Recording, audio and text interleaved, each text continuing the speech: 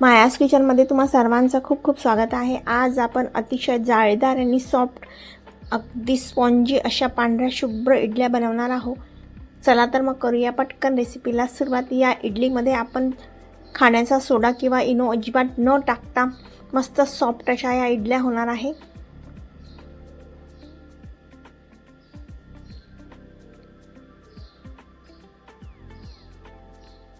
तर इडली बनवण्यासाठी तांदूळ घेतलेले आहेत। तर इथे तांदूळ जाड किंवा बारीक कोणतेही घेऊ शकता। मी इथे बारीकच तांदूळ घेतलेले आहे। तर 4 वाटी मी इथे तांदूळ घेत आहे।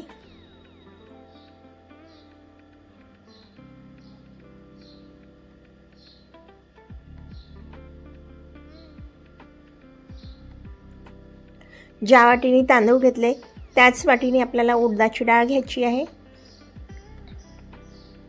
तर उडदाची डाळ मी 1.5 वाटी घेतलेली आहे। 4 वाटी तांदूळ आणि 1.5 वाटी उडदाची डाळ हे प्रमाण इथे आपण घेतलेलं आहे। आता तांदूळ छान धुवून घेऊ।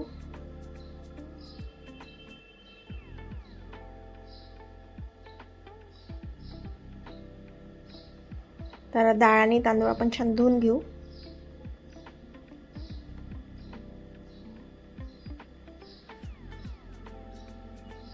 धुवून झालं की यामध्ये आपण पाणी टाकून ठेवून देऊ।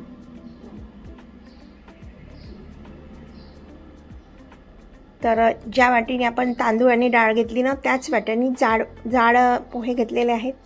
1 वाटी पोहे घातल्याने इडली अतिशय सॉफ्ट आणि मस्त स्पॉन्जी जाळीदार होते।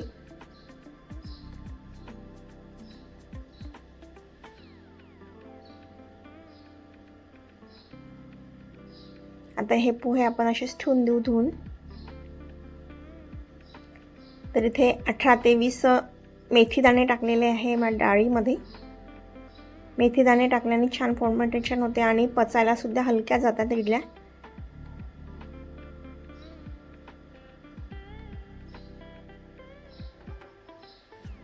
तर 6 तासांनी आपण हे मिश्रण बारीक करून घेऊ। तर बघू शकता इथे 6 तास झालेले आहे। मी सकाळी हे डाळ आणि तांदूळ भिजत टाकलेले होते। तर संध्याकाळी म्हणजे रात्री मी हे बारीक करून घेत आहे मिक्सरमधून।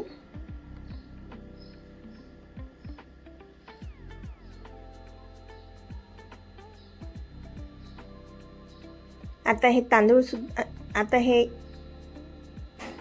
पोहे सुद्धा आपण या मिश्रणासोबतच बारीक करून घेऊ, डाळ आणि तांदळासोबतच।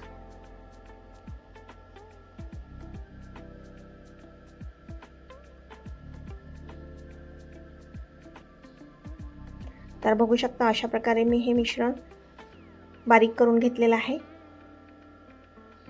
छान मिक्स करायचं, छान फेटून घ्यायचं, तेव्हाच आपल्या इडल्या छान स्पॉन्जी होतात।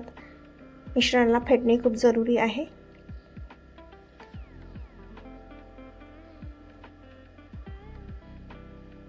हे मिश्रण आता मी रात्रभर असंच ठेवून देणार आहे फर्मेंटेशन करायसाठी। तर दुसऱ्या दिवशी आपण सांबाराची तयारी करू। तर बघू शकता इथे मी तुरीची डाळ घेतलेली आहे 1 वाटी। डाळ छान स्वच्छ पाण्याने धुवून घेऊ।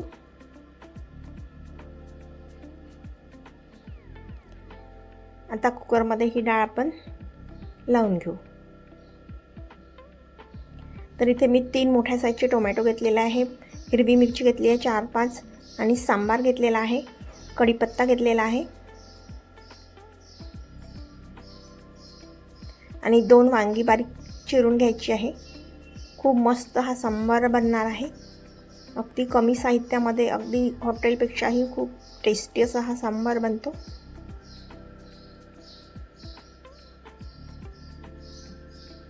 कुकरमध्ये पाणी घालू आणि कुकरच्या शिट्ट्या करून घेऊ। थोडी हळद घालू।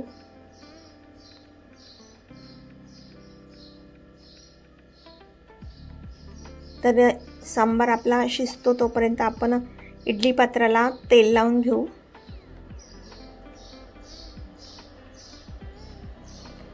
डाळ शिजते कुकरची तोपर्यंत आपण इडली पात्राला तेल लावून घेऊ।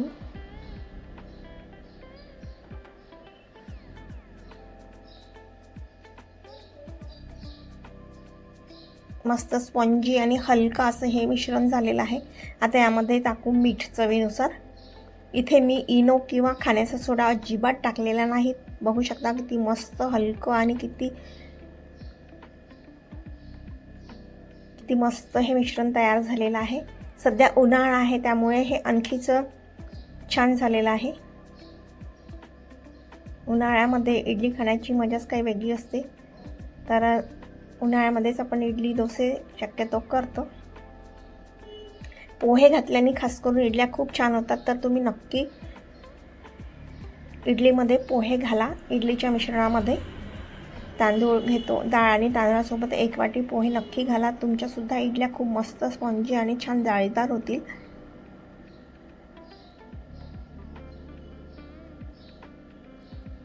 तर असा आपण एक चम्मच आपण या इडली पात्रामध्ये हे मिश्रण टाकून देऊ. तोपर्यंत आपण गॅसवर कुकरमध्ये पाणी ठेवलेलं आहे उकळायसाठी. आणि या उकळत्या पाण्यामध्ये आपण या सगळ्या प्लेट्स ठेवून देऊ आणि 10 मिनिटपर्यंत आपण इडल्या छान शिजवून घेऊ. तर इथे 10 मिनिट झालेले आहे. मी कुकर थंड झाला आहे आणि हे एक प्लेट मी काढून घेतलेली आहे. बघू शकता किती मस्त पांढऱ्या शुभ्र अशा आपल्या इडल्या तयार झालेल्या आहेत.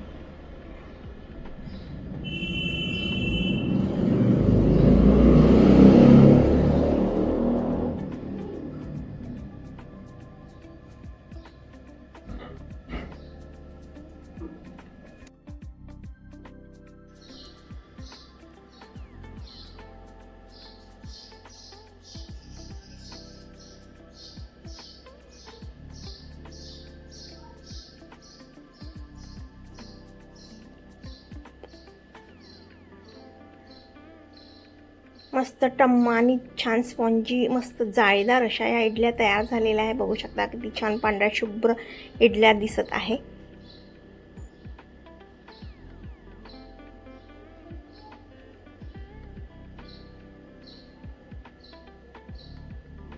तर इथे आपल्या इडल्या तयार झालेल्या आहेत. अगदी सहज ही दबत आहे बघा, किती आतून मस्त जाळी आलेली आहे.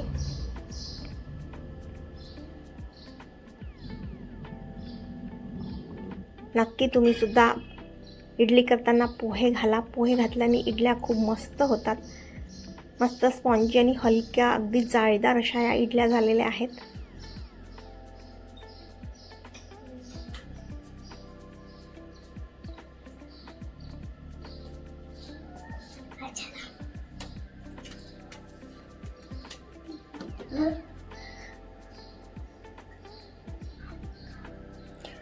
आता कुकर सुद्धा झालेला आहे.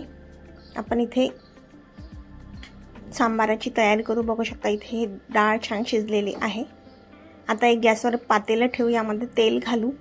तेल तुम्हाला किती वाटते त्यानुसार तुम्ही कमी जास्त करू शकता. तर इथे मी 2.5 पळी तेल घेतलेलं आहे. तेल छान गरम झालं की यामध्ये राई जिऱ्याची फोडणी घालू. कांदे घालू.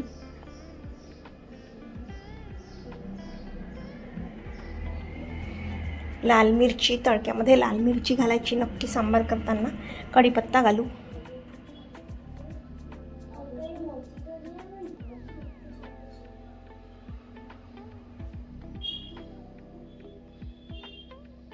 कमी गॅसवर मी हे करून घेत आहे. आता लाल तिखट घालू. हळद घालू. धनेपूड 1 चम्मच, गरम मसाला अर्धा चम्मच आणि हे छान कमी गॅसवरच होऊ देऊ. इथे मी 1 चम्मच शिजलेलं वरण टाकत आहे जेणेकरून आपली ही फोडणी जळायला नको म्हणून. तर इथे हिंग घालू. हिंग नक्की घाला सांबारामध्ये, खूप मस्त टेस्ट येते.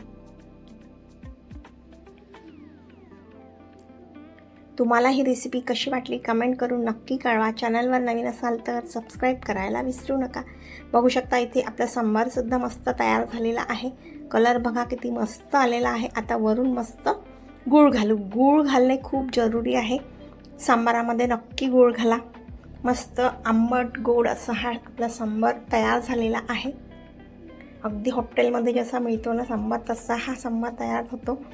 चवीनुसार मीठ घालू. आता इथे या सांबाराला उकळी आलेली आहे. उकळी आली की हे 1 चम्मच मी सांबार मसाला टाकत आहे. हे सांबार मसाला मी घरी केलेला आहे.